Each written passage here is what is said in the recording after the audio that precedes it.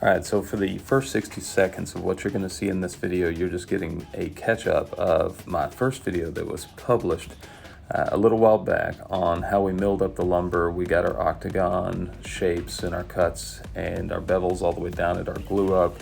You'll catch everything in here just in a very sped up version. The actual intent of this video is to show you the final result after all of its sanding and putting the finish on, which we'll get to here in just a second. If you haven't already, like and subscribe to the channel, follow along with everything that's coming.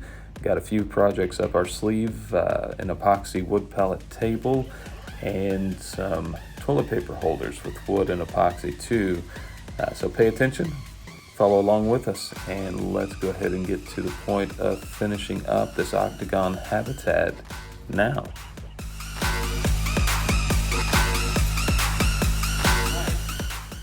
We're going to spend a little bit of time sanding everything down till we get to a 320 so that we can prep and put on our finish, see how it's all going to look all pretty and finished, and then we're done. We deliver to the client, which happens to be a friend of mine. So that's what we're going to be working on, the sanding. I'm not going to make y'all watch all the sanding part of it, but we're going to go, because I've already hit everything, we're going to go to 120 and just keep working from there up till we get to our 320 grit and say it's good. Finishing. We're going to try the Minwax 1-coat polyurethane. Supposed to be 3 times more protection. It's a clear gloss. I don't care about completing the project in 3 times as fast because I take my time anyways. But this is what we're going to use. I did do an alcohol wipe down on it to try and get all dust removed.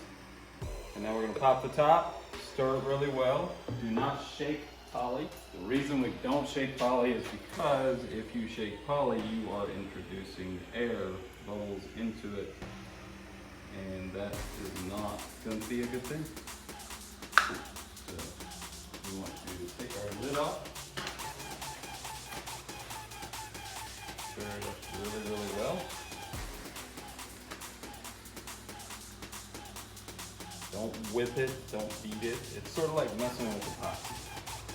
Stay slow, stay gentle, stir it up for a little bit, a minute or so. Just make sure that it's really, really mixed. Make sure that you're in a ventilated area. I have 2 doors open, so ventilated. If you're not, respirated. And now we're going to find out what it's going to look like as we put it on.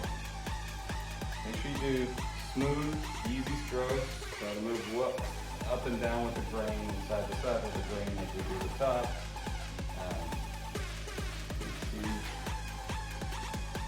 I'm you don't want to really get the brush in there a whole lot. You don't need a lot of excess on it.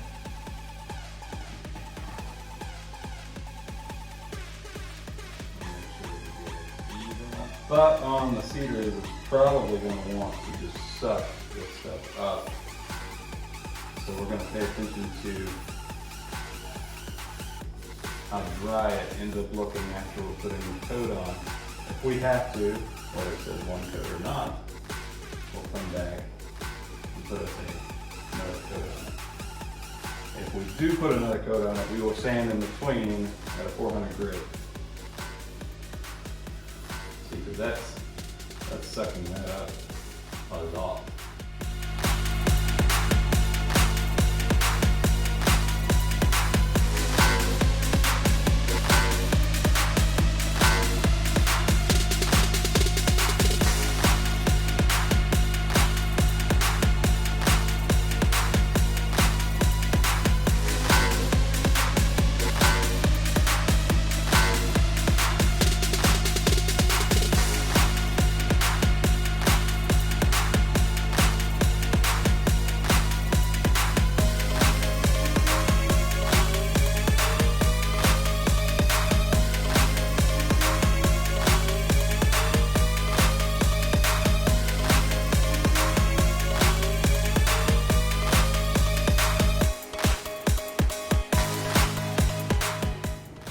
All right, it is done, complete.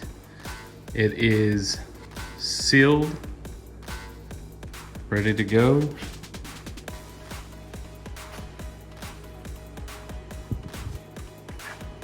Man, check out the epoxy. That turned out really, really nice. Now let's shed a little more light on this subject.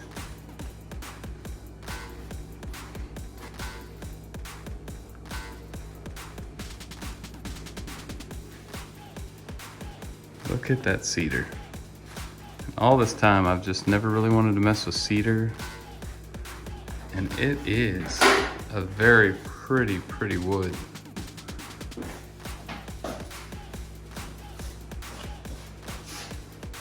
Well, this should dry overnight. Be time for delivery in the morning. Beautiful.